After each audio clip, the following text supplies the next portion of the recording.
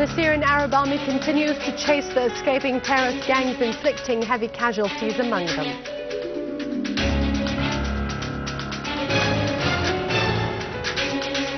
Thousands of Turks demonstrate against the policies of Erdogan, who turned Turkey into an extremist country through dictatorship and supporting terrorism in the region. Iran gives the West an opportunity to reach an agreement on its nuclear program, and Britain calls for taking advantage of this opportunity.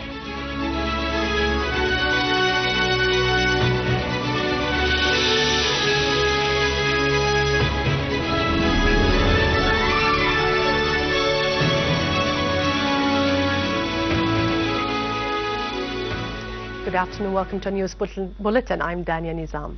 Prime Minister Dr. Wael Halaqi yesterday stressed the importance of activating the role of the legal and judicial trade unions and organizations in the Arab homeland.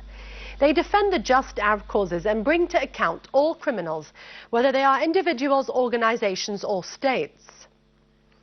During his meeting with a delegation of Jordanian lawyers led by Mr. Samih Khreis, Dr. Halaqi pointed out that part of the unjust world war on Syria called for synchronizing the efforts of intellectuals, lawyers and trade unions to make facts clear to the world's public opinion. He asserted that all those who contributed to the war and siege against the Syrian people should be brought to account. Those who supported the terrorists with money and weapons and brought them to Syria should also be brought to account. The terrorists plundered the wealth of the Syrian people and stole ancient archaeological treasures from Syria, the cradle of the world's oldest civilizations. The Jordanian lawyer Khreis stressed the importance of the cultural unity of Iraq and the Levant. The Jordanian delegation asserted that the whole Arab nation would remain united with Syria at its heart. Syria remained the steadfast defendant of the Palestinian cause and all the just causes of the Arab nation.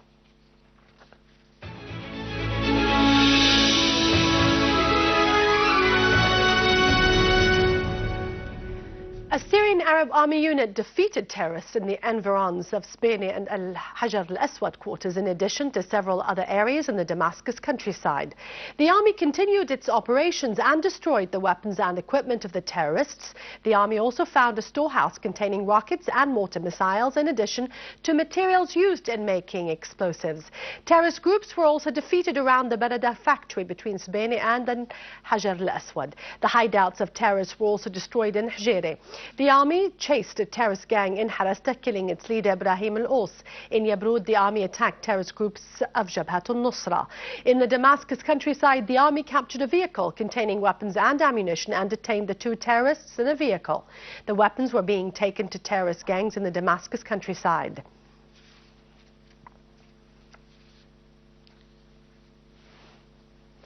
Units of the Syrian army continue to chase the escaping terrorists in the area between Al-Hujayra and Al-Buwaida farms in the Damascus countryside. The army extended its control on large parts of that area. The Syrian army continued its operations chasing terrorists in the Barzik quarter, which was combed and liberated completely.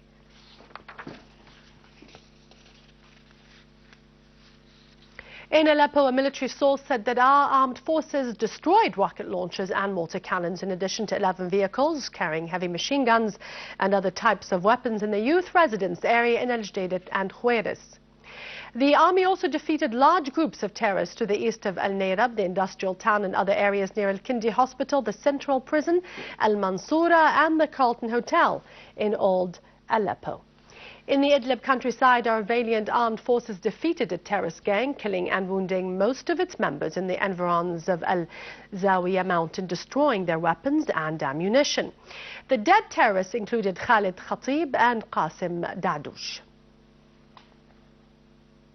In Homs, the Syrian Arab army foiled terrorist attempts to infiltrate into the old city from the countryside. The army also secured the pumping of portable water to Hama and Salamiya. The army clashed with terrorists near the National Hospital and the school of Khadija in Al-Qusur quarter. Several terrorists were killed and wounded in the nearby areas, and many terrorists were killed and wounded in the Homs countryside, while their weapons and ammunition were destroyed. Terrorist hideouts were also destroyed in several villages in the countryside.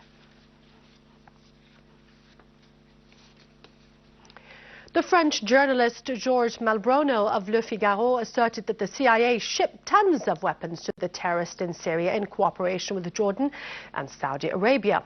Meanwhile, the Coast Guards in Greece announced the capture of a ship raising the flag of Sierra Leone in the Aegean Sea, carrying nearly 20,000 guns and a large amount of explosives last Thursday.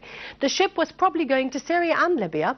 Informed sources said the ship sailed from the Ukraine to the port of Alexandria in Turkey.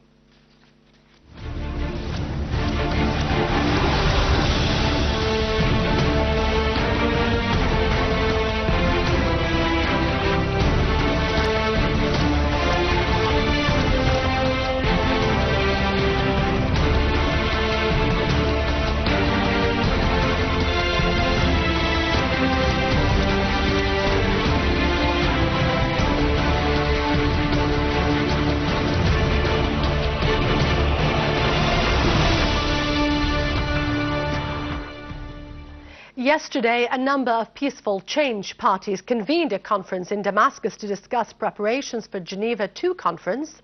The coalition of peaceful change forces announced that it is not participating in the conference as it was not consulted concerning its timing or agenda.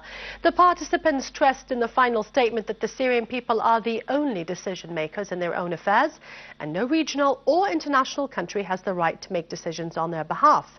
They called for resuming the internal national dialogue and addressing the impacts of the crisis. Iranian President Hassan Rouhani emphasized that the national interests of the Iranian people and their rights in possessing peaceful nuclear power, including uranium enrichment, are red lines. During a meeting of Iran's Shura Council, Rouhani said that his country hasn't sat down to the negotiations table as a result of pressure imposed on it, but because it believes that dialogue is a means to solve political problems, especially when the countries which had imposed the sanctions have become convinced that they are useless. The Iranian president asserted that the success of the nuclear talks will lead to enhancing security and stability in the region and the world, stressing that Iran would continue to enrich uranium. Iranian Foreign Minister Mohammad Jawad Zarif had said at the conclusion of a round of talks between his country and the Group of 5+, won over Tehran's nuclear program, that a certain progress had been achieved, expressing hope of reaching an agreement on the next round of talks on the 20th of this month. The American Secretary of State expressed appreciation of the progress in the negotiations with Iran. He added that an agreement was imminent. The German Foreign Minister also said that the international community was approaching a reasonable solution concerning Iran's nuclear program. He added that transparency and observation would be the key to this solution, which needs items that would make it possible to carry out the measures implementing the agreement that would be acceptable to the international community. Al Saud security forces clashed with foreign workers in the neighborhood of Manfuhat al-Faqir in the Saudi capital Riyadh a week after the campaign to detect the so-called violators of residency and working systems started, in which thousands of people were arrested and a man was killed by Saudi police. Eyewitnesses said that Saudi security forces fired 5 bullets in the air and used batons to disperse the crowd of people, as dozens of men ran into the streets and some of them threw stones and other projectiles at the cars and the police officers. The authorities of Al Saud threatened the foreign workers, indicating that they will no longer turn a blind eye for what they called irregular foreign workers. Many of those workers said that they were unable to benefit from the deadline given to them because of the bureaucratic procedures.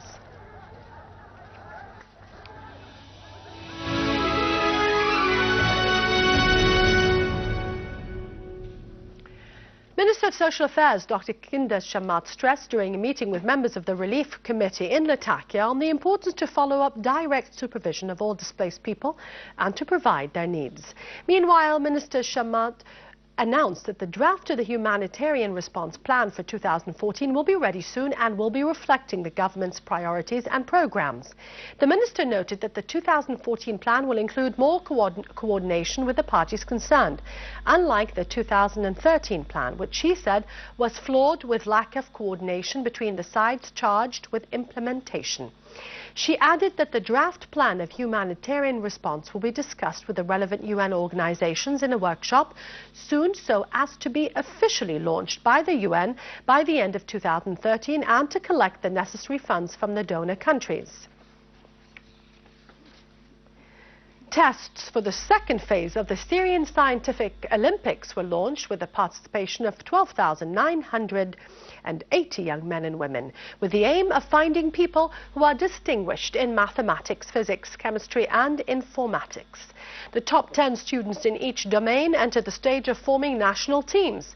Then the stage of preparation starts to participate in international scientific camps where the young participants become fully qualified to compete in international contests. Ministry of Education, in cooperation with Al Orafi House for Culture and Arts, concluded the activities of the Festival of the Children's Day by various kinds of performances. The activities, which continued for 3 days, were launched under the motto, Beauty in the Syrian Arab Cultural Heritage.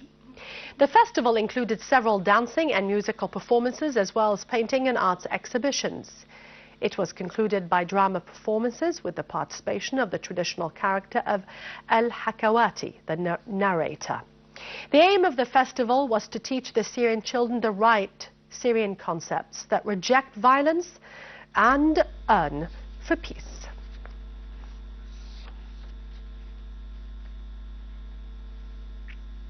With this, we end our news for today. Thank you for watching us. For more details about Syria and the region, and to view this bulletin again, you can always visit our website in English, syriaonline.sy. After the break, it's over to Vani Konjian with our market and business news. God bless you, and long live Syria.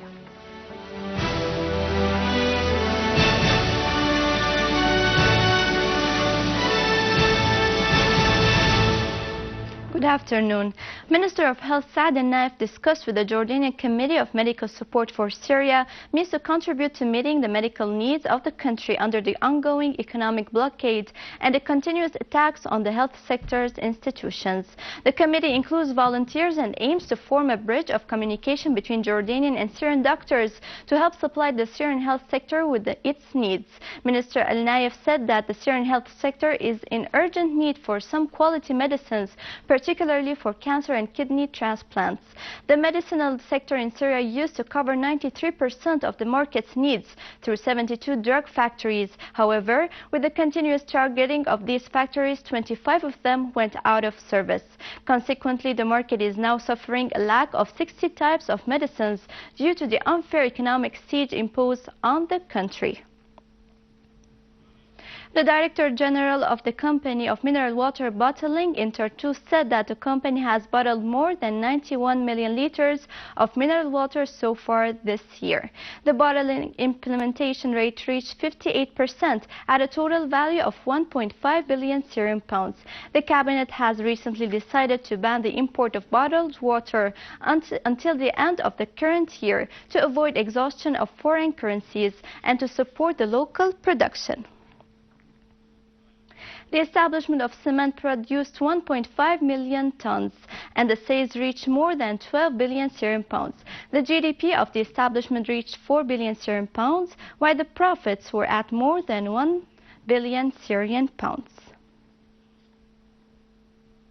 The head of the Vegetable Productions Department at the Directorate of Agriculture in Homs asserted that 157,000 seedlings of olive are available to be sold. The price is 55 Syrian pounds per seedling, and it is 54 Syrian pounds through the cooperative associations, while any citizen can buy 100 seedlings via the family card.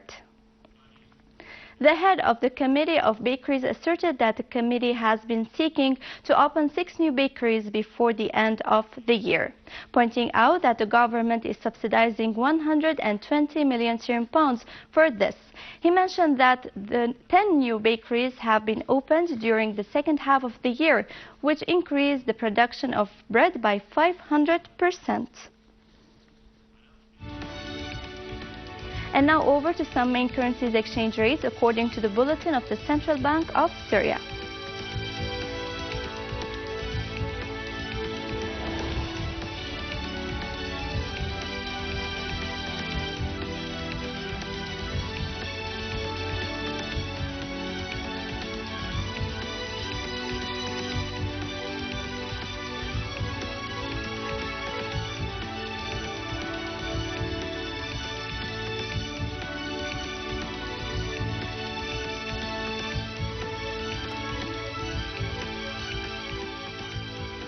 With this, we conclude our news. Thank you for watching and goodbye.